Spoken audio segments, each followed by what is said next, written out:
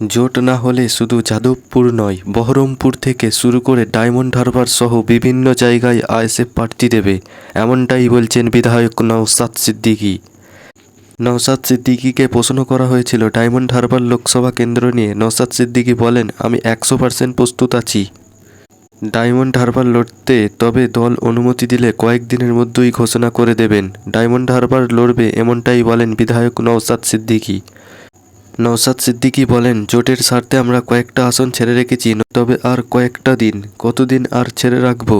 Left ফ্রন্টের পক্ষ থেকে বা কংগ্রেসের পক্ষ থেকে যদি না এগিয়ে আসে, শুধু যাদবপুর নয়, বহরমপুর থেকে শুরু করে ডায়মন্ড হারবার সহ বিভিন্ন জায়গায় আইএসএফ প্রার্থী দেবে, এমনটাই বলছেন বিধায়ক নওশাদ সিদ্দিকী। নওশাদ সিদ্দিকী আরও বলেন যে লেফট ফ্রন্ট কী করছে দেখি, যদি জোটের স্বার্থে এগিয়ে আসে দেখি, সেই ক্ষেত্রে আমরা বিবেচনা করব, না হলে আমরা আমাদের মতো প্রার্থী ঘোষণা করব আর কয়েকটা দিনের মধ্যেই, এমনটাই বলছেন বিধায়ক নওশাদ সিদ্দিকী। আপনাদের মূল্যবান মতামত অবশ্যই কমেন্ট করে জানাবেন। নতুন নতুন ভিডিও পেতে আমাদের চ্যানেলটিকে সাবস্ক্রাইব করুন।